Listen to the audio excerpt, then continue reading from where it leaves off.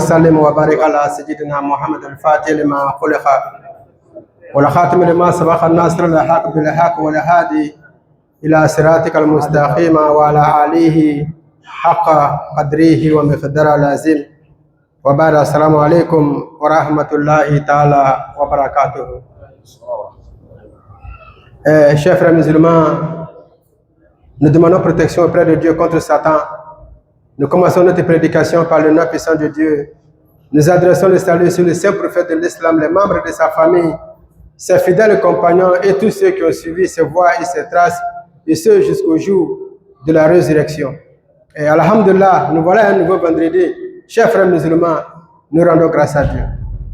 Et très rapidement, le thème que nous sommes en train de voir aujourd'hui avec Oussaz Djiré concerne la solidarité et l'entente en islam.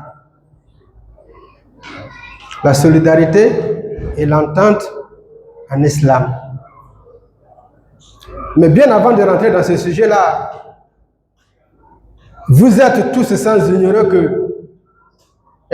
cette semaine, nos frères maliens ont été éprouvés. Alors, en ce lieu, nous profitons du micro. Au nom de l'imam, de tout son staff et à notre nom propre,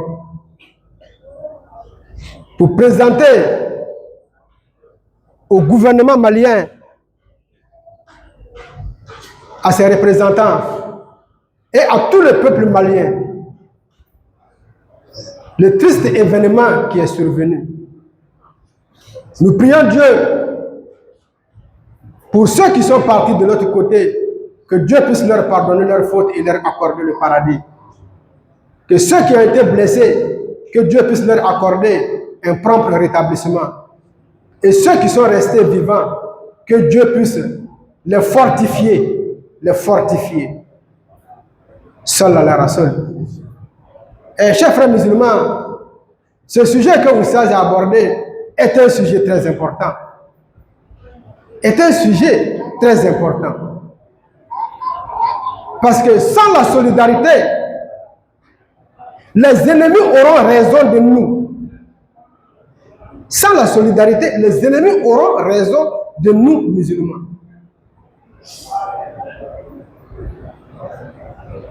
Le prophète a dit un jour que je ne crains pas, moi, Mohammed, qu'un ennemi de l'islam puisse combattre l'islam frontalement. Impossible. Les ennemis de l'islam ne peuvent pas combattre l'islam frontalement. Mais je crains qui? Ceux qui sont au sein de l'islam, qui se font passer pour des musulmans, mais qui combattent l'islam de l'intérieur. Ce sont ces gens-là que moi, je crains. La solidarité, chers frères musulmans.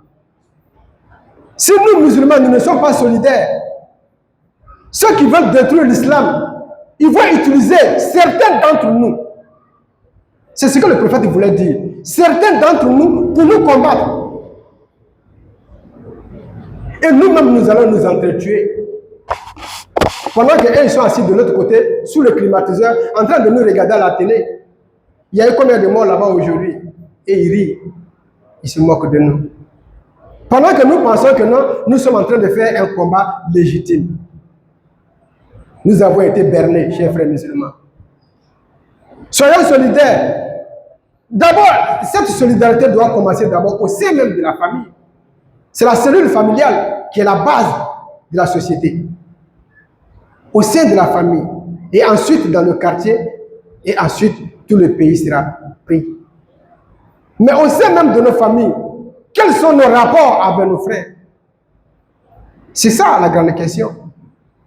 Nous-mêmes, nous sémons les germes de la division dans nos familles.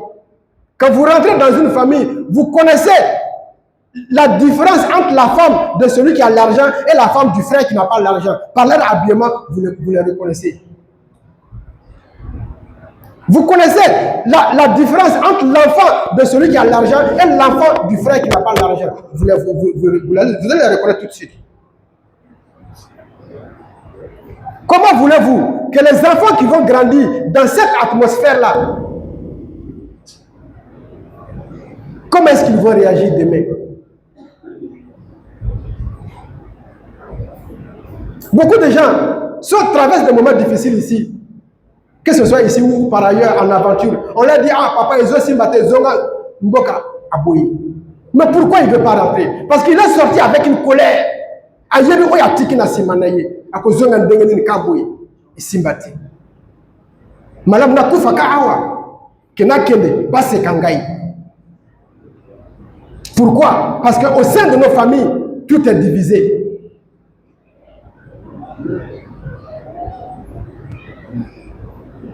Tout est divisé.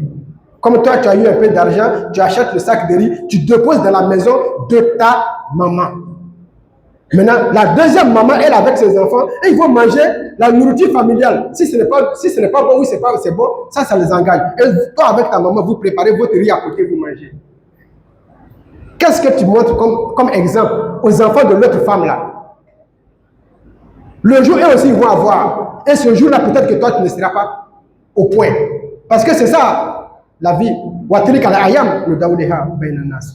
Aujourd'hui, toi, tu as gagné. Toi, tu es l'enfant de la première femme ou de la deuxième femme. Tu es en train de faire ça aux enfants de l'autre femme. Quand eux, ils vont avoir que toi, tu n'auras pas, qu'est-ce qu'ils vont faire? Chers frères musulmans, soyons solidaires. Soyons solidaires. Le prophète dit que les musulmans doivent être comme les briques d'un même mur. L'un vient consolider l'autre. Quand le maçon construit la maison, il pose les briques les unes après les autres. Mais chaque brique vient consolider le mur. C'est comme ça doit être le musulman. Malgré nos divergences, nous devons être solidaires pour éviter que les ennemis puissent passer entre nous pour nous détruire. Chez les Soninké, ils ont un proverbe qui dit que quand le mur est fissuré, le margouillat passe. Mais quand le mur est bien fait, le margouillat n'a pas la possibilité de passer. Donc ne laissez pas la fissure dans vos murs, sinon le margouillat va passer. Serrons les coudes. Montrons aux gens que nous sommes un. C'est pourquoi même dans la prière, on dit ajustez les rangs. Ajustez les rangs. Il y a un sens à toutes ces choses-là, chers frères musulmans. La solidarité est très importante dans nos sociétés actuelles. Nous devons faire très attention à ça. Parce que le monde court un très grand danger. Dès que les gens connaîtront votre point faible, c'est ça qu'ils vont utiliser pour vous détruire. C'est ça qu'ils vont utiliser pour vous détruire. Donc voilà pourquoi nous devons nous donner la main pour venir en aide à ceux qui n'ont pas assez de moyens.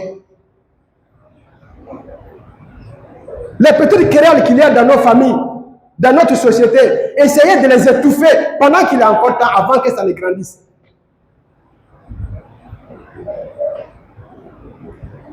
C'est pourquoi nos grands-pères, nos grands-parents avant avaient instauré ce système d'alliance-là entre les Peuls et les Soninké, entre les Bambara et telle autre ethnie.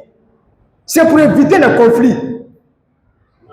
Même quand le conflit va rentrer, à cause de cette alliance-là, ça ne peut pas aller loin. Vous allez étouffer ça. Mais aujourd'hui, regardez, nous avons dépassé toutes ces choses-là. Tout le monde combat tout le monde. Tout le monde voit l'ennemi, chacun comme son ennemi. Alors que nous sommes tous des frères. D'un même peuple, nous avons le même sang.